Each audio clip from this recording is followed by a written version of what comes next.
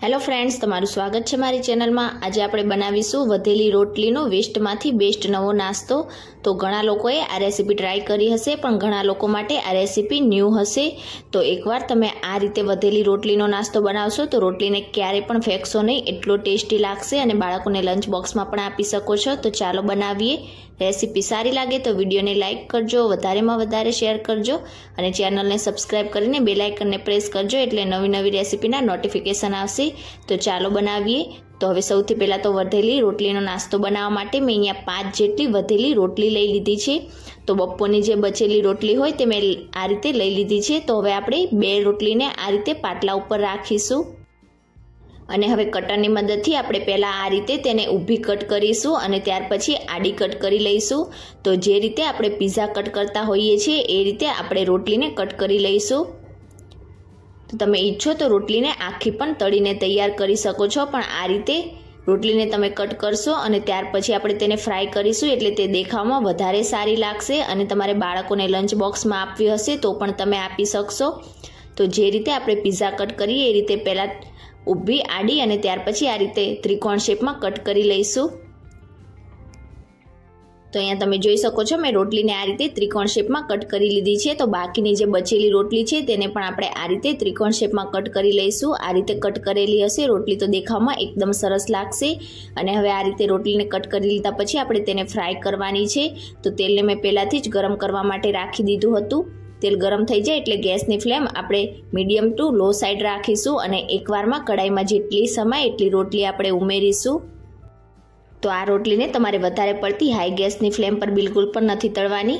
गैसनी flame medium to low side राखीशुं અને आ रीते झाराथी अलटता पलटता जईशुं અને क्रिस्पी અને लाइट गोल्डन ब्राउन कलर जेवी थाय त्यां सुधी આપણે તેને તળી લઈશું। तो आ रोटलीने तळता एकदम ओछो समय लागे छे, थोड़ीक ज वारमां आपणी रोटली एकदम सरस रीते क्रिस्पी थई जशे।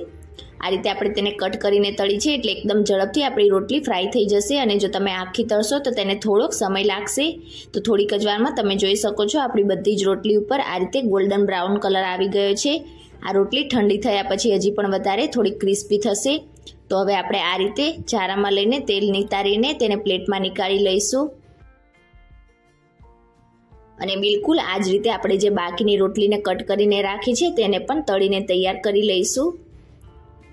तो एक वार में जेटली समय एटली रोटली आपणे आ रीते तेल में उमेरीशुं અને मीडियम टू लो गैसनी फ्लेम पर क्रिस्पी અને लाइट गोल्डन ब्राउन कलर जेवी थाय त्यां सुधी आपणे तेने आ रीते तળી लईशुं। तो बिल्कुल आ ज रीते मैं बधी रोटली तळीने तैयार करी लीधी छे અને તમે अवाज जोई शको छो एकदम सरस क्रिस्पी आपणी रोटली बनीने तैयार थई छे। तो हवे आ रोटलीने वधारे आपणे टेस्टी बनाववा माटे उपरथी आ रीते संचर पाउडर छाटीशुं। संचर पाउडरनो टेस्ट तळेली रोटली पर एकदम सरस लागे छे। तो हवे हाथेथी तेने मिक्स करी लईशुं।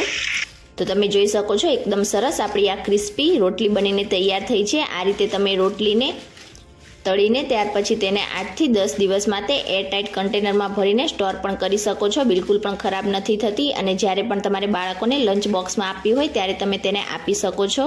તો ક્યારેક પણ તમારા ઘરમાં વધેલી રોટલી બચી હોય તો તમે તેમાંથી આ રીતે વધેલી રોટલીનો નાસ્તો બનાવીને આપી શકો છો। તમે જોઈ શકો છો એકદમ ક્રિસ્પી આપણી આ રોટલી તૈયાર થઈ છે। તો આજની મારી રેસીપી તમને કેવી લાગી મને કમેન્ટ કરીને ચોક્કસથી જણાવજો। રેસીપી સારી લાગી હોય તો વિડીયોને લાઇક કરજો, વધારેમાં વધારે શેર કરજો અને ચેનલને સબસ્ક્રાઇબ કરીને બેલ આઇકનને પ્રેસ કરજો એટલે નવી નવી રેસીપીના નોટિફિકેશન આવશે। Thank you for watching.